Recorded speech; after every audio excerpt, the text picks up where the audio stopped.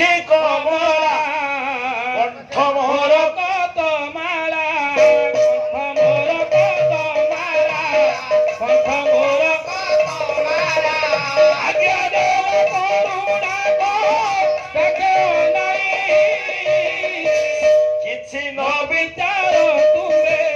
যদু কুলে যাই আমি যদু কুলে যাই আমি যদু কুলে যাই আমি জন্ম হেব বংশ বড় বিনাশ পাই ଏ ଦେବଗଣ ও ଏଥର ଯା ଆଉ ଚିନ୍ତା କର ନାହିଁ କଂସ ବଳ ବିନାଶ ପାଇଁ ମୁଁ ଜନ୍ମ ନେବି ମୁଁ ଯାଇ ଜନ୍ମ ନେବି କଂସ ବନ୍ଦୀ ଘରେ। ଯାଅ ମଟନାଣ ଚିକେନାଣ କରି ଆଜ୍ଞା ଖାଅ ଏ କଥା ସିନା କହିଦେଲେ ଭଗବାନ ଚିନ୍ତା କଲେ ଏକା ପୁରୁଷ ସବୁ କରିଦେଇ ପାରିବ? ବିନା ମାରେ ବିନା ନାରୀରେ କିଛି ହବ? ହବ? ଭଗବାନ ଚିନ୍ତା କଲେ ସବୁ ଦେବତା ଏକାଠି ହେଲେ ମା ମହିଷାସୁର ମଲା ନାହିଁ। ଆବଶ୍ୟକତା ପଡିଲା ଦୁର୍ଗାଙ୍କର। ରାମ ଏତେ ମହାନ ପ୍ରତିଭାଦୀପ୍ତ ବ୍ରହ୍ମ ରାବଣ ମଲା ନାହିଁ ଦୁର୍ଗା ପୂଜା କଲେ ରାମ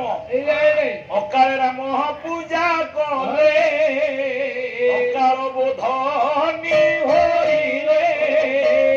ଅକାଳ ବୋଧନି ହୋଇଲେ ଅକାଳ ବୋଧ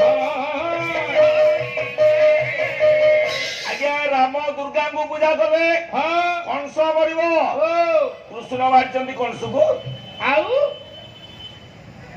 ଡାକିଲେ ଦୁର୍ଗାଙ୍କୁ ଭାଗବତ ଦଶମ ସ୍କନ୍ଧ ପ୍ରଥମ ଖଣ୍ଡ ଦ୍ୱିତୀୟ ଅଧ୍ୟାୟ ଅମ୍ବିକା ଶୁଣ ହବ ଉତ୍ତର ବହନ ଯାଅ ବହନ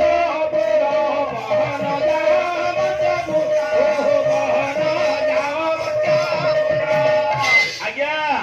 ଦୁର୍ଗା ଦିଥର ଆଇଛନ୍ତି ମର୍ତ୍ତ୍ୟକୁ ଦିଥର ଭଗବାନଙ୍କ କଥାରେ ଦୁର୍ଗା ଦିଥର ଆଇଛନ୍ତି। ଦିଥର କାଇଁ ଆଇଲେ କେତେବେଳେ ସପ୍ତମ ଗର୍ଭ ଯେତେବେଳେ ଗଲା ଦୁର୍ଗାଙ୍କୁ ଡାକିଲେ ଅମ୍ବିକା ଶୁଣ ହବ ଉତ୍ତର ବହନ ଯାଅ ମର୍ତ୍ତ୍ୟପୁର ବହନ ଯାଅ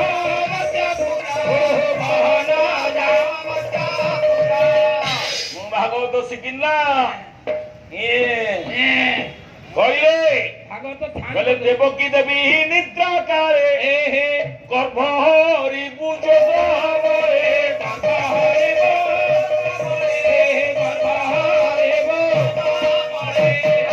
ଦେବକୀ ନିଦ୍ରା ଯାଇଥିଲା ବେଳେ ଗର୍ଭ ହରଣ କରିନବୁ ସପ୍ତମ ଗର୍ଭ ପଳେଇଲା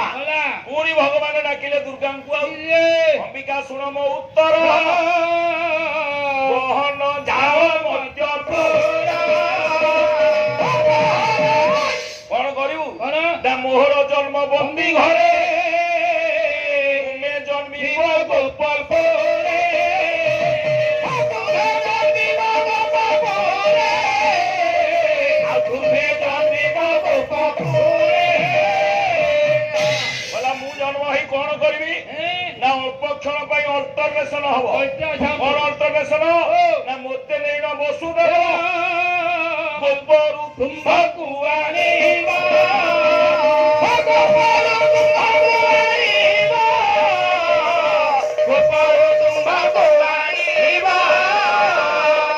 এই କଣ୍ଡିସନଟା ଭାଗବତରେ ଜଗନ୍ନାଥ ଦାସ ଲେଖିଦେଲେ କଣ ନା ମୋତେ ତୋତେ ଆଣିବ ମୋତେ ଥୋଇ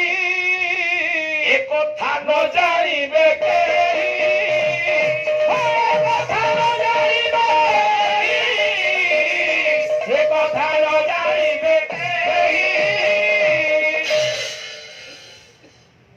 ଆମ ଭବିଷ୍ୟତ